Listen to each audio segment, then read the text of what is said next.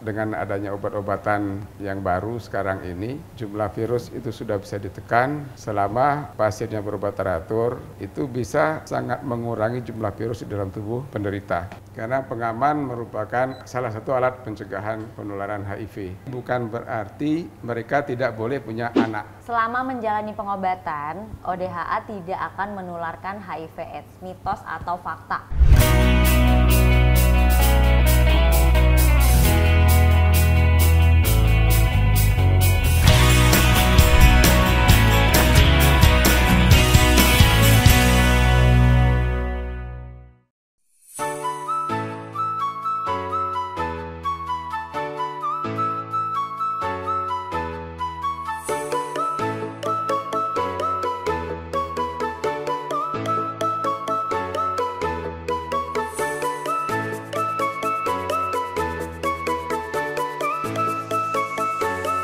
Hai sahabat Mika, saat ini saya sudah bersama Dr. Tri Sutowo, spesialis penyakit dalam. Halo dokter, apa kabar?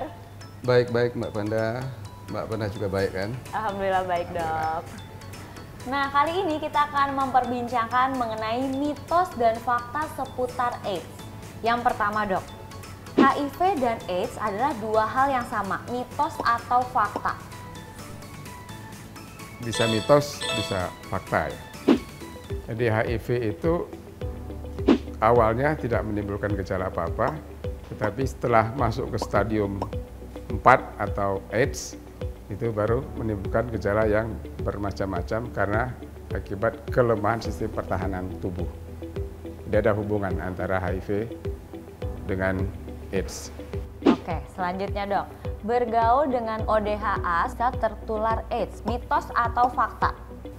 Bisa mitos, bisa fakta. Jadi kalau kita memahami cara penularan HIV ke orang lain, itu ada melalui 3 kontak ya, kontak darah, kontak seksual, dan kontak ibu ke anak. Yang kedua harus ada tempat masuk kuman, itu misalnya kulit yang terluka atau selaput lendir tubuh kita yang terluka atau saluran kelamin kita yang terluka, di mana ada tempat terbuka untuk masuknya kuman dan kontak dengan darah orang yang HIV atau darah orang yang cairan sperma atau cairan vagina atau dari ASI seorang penderita HIV. Selama tidak ada jalan masuk, kuman tidak bisa menular ke orang lain. Selanjutnya dok, ODHA sudah pasti harapan hidupnya lebih pendek, mitos atau fakta dok? Mitos. Karena dengan adanya obat-obatan yang baru sekarang ini, jumlah virus itu sudah bisa ditekan selama pasiennya berobat teratur untuk seumur hidup ya sekarang, itu bisa sangat mengurangi jumlah virus di dalam tubuh penderita. Pada orang yang jumlah virusnya sudah tidak terdeteksi, mempunyai harapan hidup yang sama dengan orang-orang yang tidak HIV. Ya, lanjut dok, tanda dan gejala dari AIDS dapat langsung muncul atau terlihat, mitos atau fakta? Bisa mitos, bisa fakta. Jadi faktanya mulai dari masuknya virus ke tubuh kita, itu ada waktu masa inkubasi, itu kira-kira 3-6 bulan. Itu nggak ada gejala sama sekali. Nah baru setelah itu masuk gejala fase pertama, itu pun hanya seperti gejala flu ringan saja. Paling-paling ada pembesaran kelenjar getah bening di tubuh kita. Habis itu hilang. Nah kemudian baru timbul masuk ke fase kedua atau infeksi kronis. Tandanya juga sebagian besar tidak ada gejala. Paling-paling hanya penurunan berat badan, kemudian kadang-kadang ada batuk yang berulang, tetapi itu juga tidak jelas menunjukkan penyakit yang spesifik. Nah, stadium ketiga itu penurunan berat badan sudah lebih besar lagi. Diare berulang, sariawan nggak sembuh-sembuh. Kemudian kalau punya penyakit herpes bolak-balik kambuh. Nah itu yang stadium ketiga.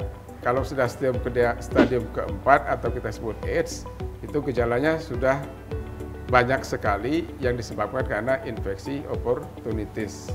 Bisa radang otak, bisa radang paru-paru, bisa diare yang berkepanjangan, dan penyakit-penyakit berat lainnya.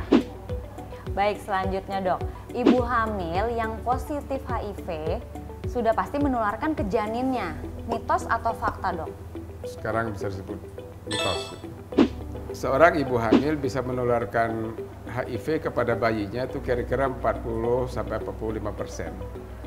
Tapi setelah adanya obat virus yang kita sebut ARV ini, jumlah virus di dalam darah ibu bisa kita tekan serendah mungkin, bahkan sampai tidak terdeteksi. Yang pertama, jadi jumlah virus kita turunkan. Yang kedua, persalinannya kita permudah dengan melalui seksio sesar.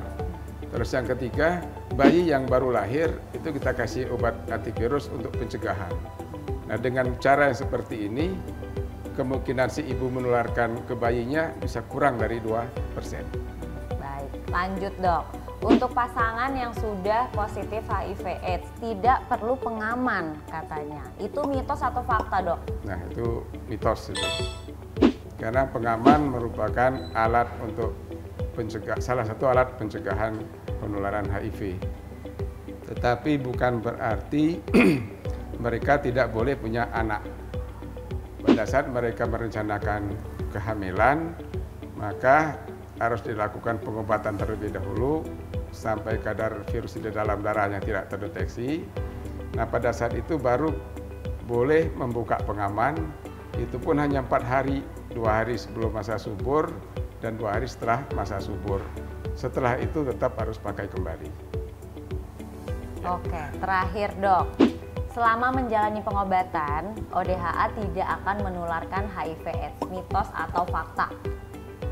Bisa mitos, bisa fakta. Jadi penularan HIV/AIDS itu sangat tergantung tadi adanya kontak erat dan jumlah virus yang banyak dan ada luka yang tempat masuknya kuman. Selama pasien berobat teratur dan taat dengan obat-obatan yang ada dan merubah perilaku yang berisiko, kemungkinan besar menular ke orang lain akan jadi sangat-sangat kecil. Jadi inti daripada pencegahan penularan HIV adalah dengan minum ARV teratur seumur hidup dan meninggalkan perilaku hidup yang berisiko. Baik, terima kasih banyak Dokter Tri atas penjelasan lengkapnya. Nah, sahabat Mika, HIV/AIDS merupakan penyakit menular. Jika sahabat Mika memiliki gejala yang ke arah penyakit HIV/AIDS, segera temui atau konsultasikan dengan dokter spesialis penyakit dalam agar dapat ditangani dengan tepat dan cepat. Jika sahabat Mika memiliki pertanyaan seputar kesehatan atau ingin sharing, langsung saja tulis di kolom komentar channel ini ya. Sampai ketemu lagi di Bincang Sehat Mika selanjutnya. Dadah! Mitra Keluarga, Life, Love, Laughter.